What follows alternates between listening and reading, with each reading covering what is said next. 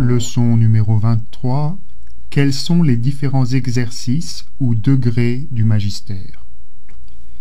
Il y a un ordre ou une hiérarchie des vérités de la doctrine catholique en raison de leur rapport différent avec les fondements de la foi chrétienne, rappelle le Concile Vatican II. L'enseignement, le magistère de l'Église est donc hiérarchique. Certaines proclamations magistérielles, dogmatiques, sont plus essentielles que d'autres, plus fondamentales. Le credo, par exemple, est le cœur de notre foi. Nier l'un de ces articles rend impossible la communion avec l'Église.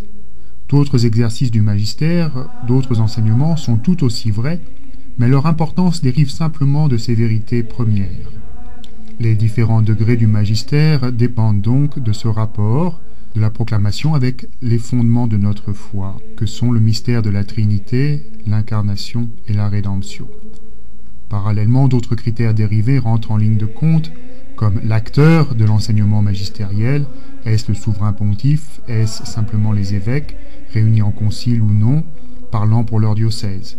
Quelle est la forme de la proclamation? Est-ce un dogme? Est-ce une constitution apostolique? Est-ce une lettre pastorale, par exemple? Tous ces différents critères rentrent en ligne de compte. Trois textes essentiels ici pour y voir plus clair seraient Lumen Gentium au chapitre 25, l'instruction Donum Veritatis de 1990 et le canon 750 du Code de droit canonique de 1983. À la lumière de ces textes, on peut distinguer tant bien que mal trois degrés différents du magistère. Le premier degré est le magistère définitif, appelé aussi extraordinaire ou solennel.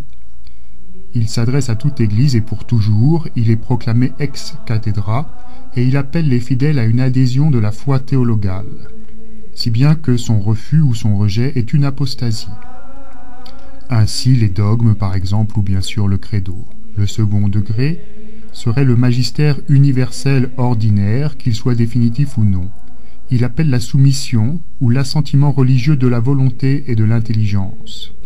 Ainsi, par exemple, la non-ordination des femmes, qui n'est pas un dogme en soi, mais qui fait partie du magistère définitif de l'Église, et appelle l'assentiment. Le troisième degré, enfin, est le magistère non définitif, qui appelle l'obéissance religieuse. Ainsi, par exemple, le célibat des prêtres, puisqu'il n'a pas toujours été le cas dans l'Église catholique.